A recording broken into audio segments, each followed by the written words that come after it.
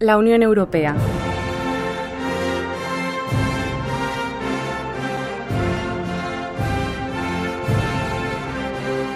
Un organismo que funciona como una máquina, formado por un montón de engranajes chiquititos que afectan a la vida de casi 450 millones de personas. Algo muy importante en nuestro día a día, de lo que sin embargo no entendemos casi nada. Hagamos un poco de historia.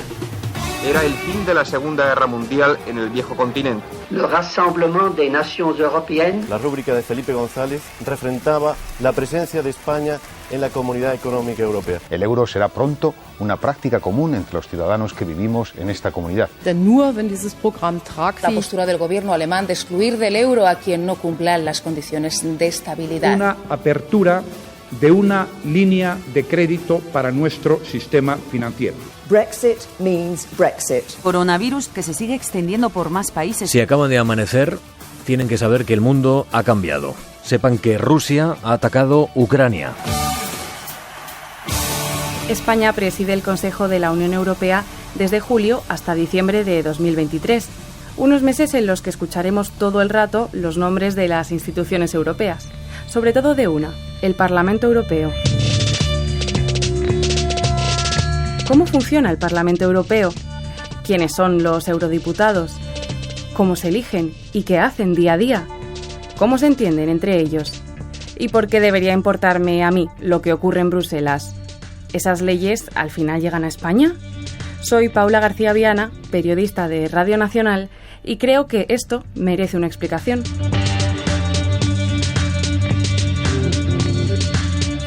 La Unión Europea es un club de 27 países que se juntan para adoptar decisiones conjuntas y resolver problemas globales que son... Habla María Andrés, directora de la Oficina Enlace del Parlamento Europeo en Madrid. Pues es una oficina que, como en cada capital de los 27 Estados miembros, intentamos acercar lo que está ocurriendo en el Parlamento Europeo a los ciudadanos, a los lobbies, a las instituciones, a las asociaciones, a cualquier persona que necesite conocer de cerca qué decisiones se han tomado allí y cómo les van a afectar. Empecemos por ahí. ¿Qué hace el Parlamento Europeo? El Parlamento Europeo es la institución que adopta las leyes mano a mano con el Consejo y además aprueba el presupuesto, con lo cual donde va el dinero van los programas, van las prioridades, y también se asegura de que la Comisión está haciendo un buen trabajo cuando implementa esos fondos o cuando cumple los programas. En España se queja mucho la gente de no entiendo bien cómo funciona, qué es el Parlamento Europeo, por qué me afecta en ese día a día. Fíjate que el año pasado, si uno hace el recuento de toda la actividad que tuvo el Congreso de los Diputados en España, se da cuenta de que hasta el 57% de todas las decisiones y leyes adoptadas en el Congreso vienen del Parlamento Europeo, de decisiones, directivas, reglamentos que se adoptan primero en Europa y que luego hay que transponer a ley nacional. Por ejemplo, entre las cosas conseguidas en el Parlamento que nos afectan en el día a día está el fin del roaming. Ahora podemos viajar por Europa sin tener que contratar tarifas adicionales para llamar o para utilizar Internet. También podemos movernos por la mayoría de países de la Unión sin pasaporte y trabajar en ellos sin visado. O incluso comprar un coche de segunda mano en Alemania y traerlo a España sin pagar derechos de aduanas. Pero, ¿cómo es el proceso para crear esa legislación que luego llega a España? He pensado coger un avión y acercarme al centro de Europa para ver cómo legisla el Parlamento Europeo. Nos vamos a la capital no oficial de la Unión Europea. ¿Nos vamos a Bruselas? Pues no he ido a Bélgica, al menos por el momento, porque el Parlamento Europeo no legisla desde Bruselas, sino desde Estrasburgo, en Francia. ¿Por qué es así? Nos remontamos a la semilla de lo que luego sería el Parlamento, la Asamblea Común de la Comunidad Europea del Carbón y el Acero, la CECA. L'Europe n'a pas été faite, nous avons eu la guerre. L'Europe ne se fera pas d'un coup. En 1951 se acordó que su sede oficial estaría en Luxemburgo, pero allí no había sitio suficiente para todos sus miembros. Así que se buscó una ciudad que estuviera relativamente cerca y en la que hubiese un recinto adaptado para trabajar. Y así llegaron a Estrasburgo. La communauté possède un parlement. C'est l'Assemblée commune qui tient ses assises à Strasbourg. Y ahí se quedó el Parlamento, aunque la institución siguiese evolucionando y cada vez más trabajo se hiciese en la capital belga. Hoy en día la sede oficial está en Luxemburgo, las sesiones plenarias se celebran en Estrasburgo y el resto del trabajo se hace en Bruselas.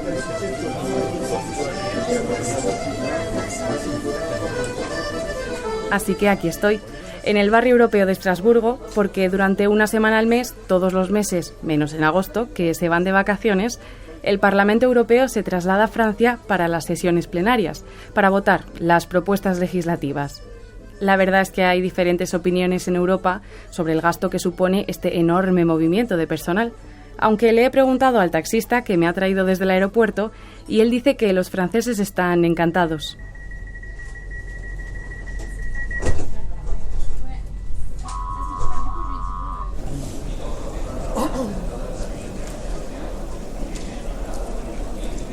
Vale, ya estoy dentro del edificio, que es enorme, por cierto. Es bastante agradable, con pasillos abiertos conectados por pasarelas y entre ellos hay plantas colgando, hay mucho verde. Y al otro lado de las pasarelas veo lo que doy por hecho es el hemiciclo. Es una estructura de madera muy grande, de unos 3 pisos de altura. Es como un edificio dentro del propio edificio. De momento me voy por otro pasillo, que tengo una entrevista con la persona que más sabe sobre explicar el Parlamento Europeo.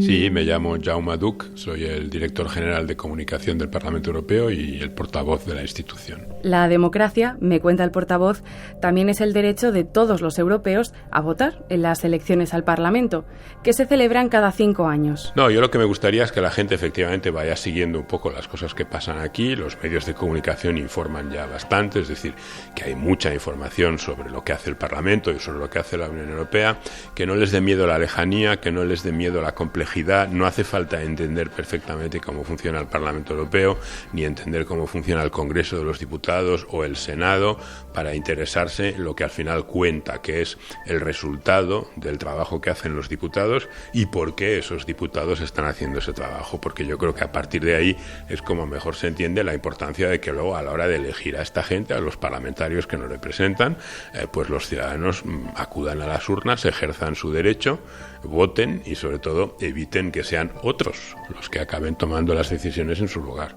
Yo no entiendo cómo funciona mi coche, pero lo conduzco y me lleva a los sitios. Entre otras cosas, el portavoz se encarga de explicar lo que ocurre dentro de este edificio, las votaciones de las propuestas legislativas.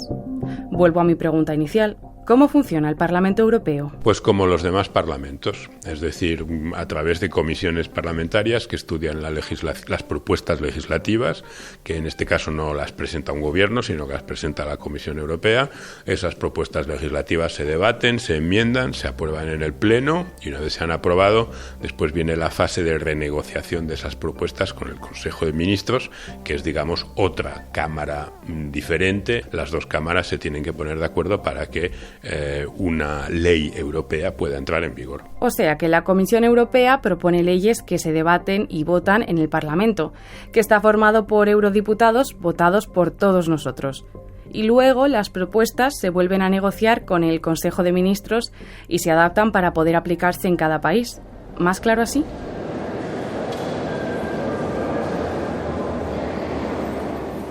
Dentro del hemiciclo se sientan cientos de personas. En la legislatura de 2019 a 2024 hay 705 eurodiputados y eurodiputadas. El número que aporta a cada país se elige en función de su población y siguiendo ciertos criterios de representación mínimos. España elige a 59 políticos para ocupar estos puestos.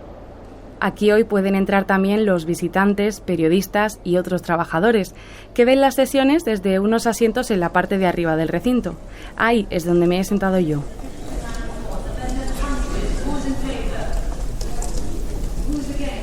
Desde aquí veo la mesa donde se presiden las sesiones y frente a ella están todos los eurodiputados, agrupados por familias políticas. En total son 7. Desde aquí veo, por ejemplo, a las dos más grandes, el Partido Popular Europeo y la Alianza Progresista de Socialistas y Demócratas, donde están los españoles del PP y del PSOE, respectivamente. En sus mesas, los políticos tienen un micrófono para intervenir y unos botones para votar, aunque la mayoría de las votaciones se hacen por medios mucho más analógicos. La presidenta, que durante esta legislatura es la italiana Roberta Metsola, avisa. Votamos la propuesta número 137, por ejemplo.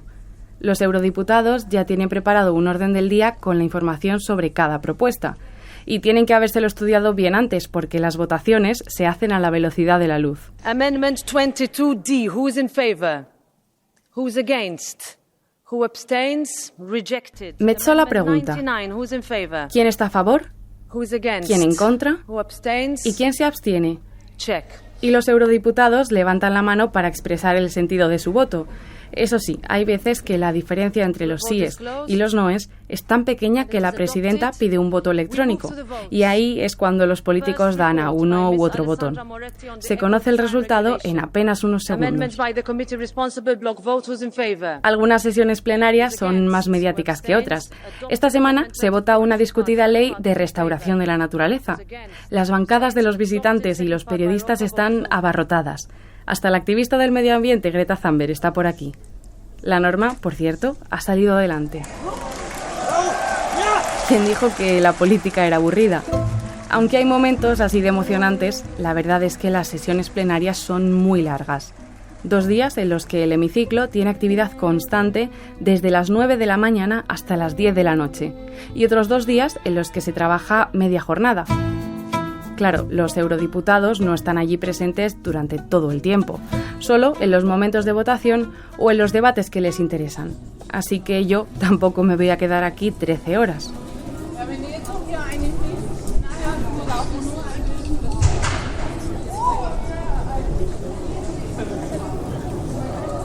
Trabajar en la Unión Europea es trabajar en una torre de Babel, porque aunque los idiomas de trabajo son 3, el francés, el alemán y el inglés, hay un total de 24 idiomas oficiales. Deutsch, inglés, español. Claramente se necesitan departamentos enteros dedicados a conseguir que todos nos entendamos entre nosotros y también que los eurodiputados se entiendan entre ellos. Una de las intérpretes que se dedican precisamente a eso, Sandra Torelli, ha accedido a enseñarme cómo son las cabinas desde las que trabajan diariamente. Eso sí, en silencio, porque mientras nosotras buscamos una libre para charlar tranquilamente, sus compañeros y compañeras trabajan.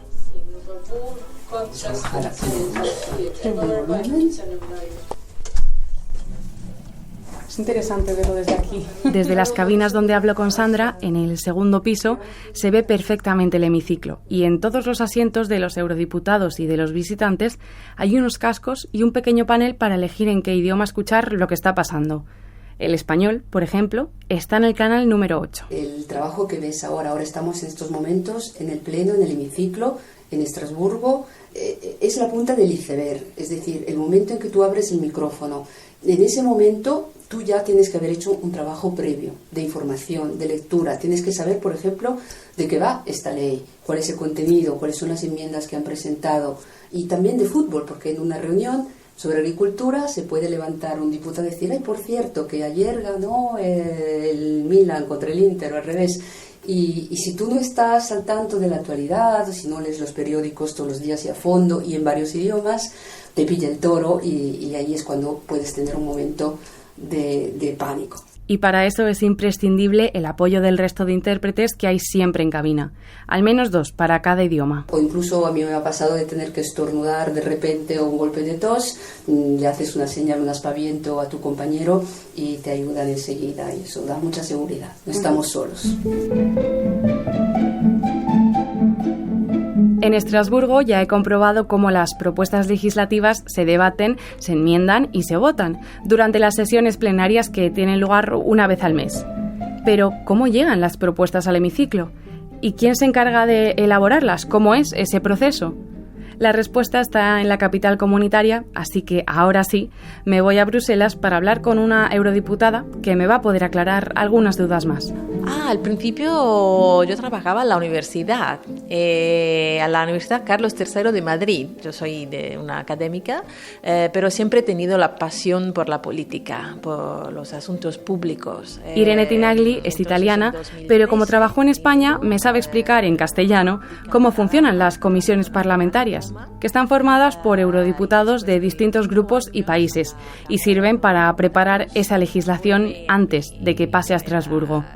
Tinagli, por cierto, es presidenta de una de las 20 comisiones permanentes, la que abarca los asuntos económicos y monetarios. Primero, las propuestas legislativas vienen de la Comisión Europea, que las envía al Parlamento Europeo y también al Consejo Europeo. En el Parlamento Europeo vas a la Comisión, en este caso, en mi caso, la Comisión Económica, y lo que hacemos, trabajamos a un informe donde escribimos la posición de los miembros de la Comisión Económica, lo que pensamos, si hacemos enmiendas, cómo queremos cambiar esta propuesta legislativa. Para llegar a una conclusión, los eurodiputados que forman cada comisión se reúnen con agentes sociales, miembros de lobbies o empresas, expertos, cualquiera que pueda verse afectado por la ley que estudian, para entender por completo el tema que están tratando.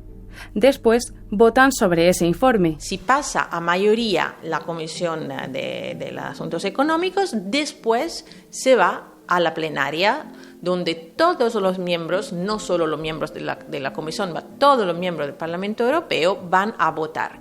Claro, con tantas visiones del mundo y opiniones distintas sobre todos los temas, a veces a la presidenta le toca hacer un poco de maestra de colegio y llamar al orden.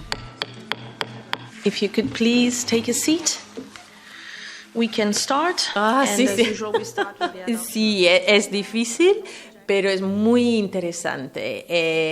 Es una oportunidad extraordinaria para conocer todas las opiniones, los problemas, porque siempre detrás de una opinión que puede parecer muy dura, hay razones, hay cosas, hay motivaciones para que un país o un grupo político tiene una opinión distinta. Es muy interesante escuchar y hacer un esfuerzo para que los distintos grupos se puedan hablar y encontrar un compromiso. Eso es lo que hacemos cada día. De mis viajes a Estrasburgo y a Bruselas, me quedo con dos conceptos: debatir y votar. Y es que en eso se basa el Parlamento Europeo. Primero, los europeos y europeas votamos a nuestros representantes. Después, la Comisión propone leyes a estos políticos, que se estudian en las comisiones parlamentarias. Allí se debaten mucho, después se votan y el proceso se repite, ahora sí, con todos los eurodiputados en el Pleno de Estrasburgo. Pero en todo este proceso no solo participan los políticos, también hay otros agentes imprescindibles, como los intérpretes o las oficinas de enlace, que nos ayudan a entender ya en nuestro país qué es eso que se ha votado en Centro Europa y cómo lo vamos a notar en nuestro día a día. Con estas conclusiones doy por resueltas mis dudas sobre el Parlamento Europeo. Pero lo cierto es que durante el viaje me han surgido muchas más. Por ejemplo, cuando estaba en el hemiciclo, uno de los temas que se debatían era el ingreso de otro país más a la Unión Europea. Un nuevo país, más eurodiputados y más idiomas para intérpretes como Sandra. ¿Quién quiere unirse al Club de los 27? ¿Y cómo lo hacen? ¿Cómo es ese proceso? Igual podría coger otro avión y averiguarlo. Esto merece una explicación es un podcast del equipo de audio digital de RTV Noticias. El montaje es de Juan Luis Martín y yo soy Paula García Viana. Ya estamos trabajando en el próximo capítulo, así que hasta pronto.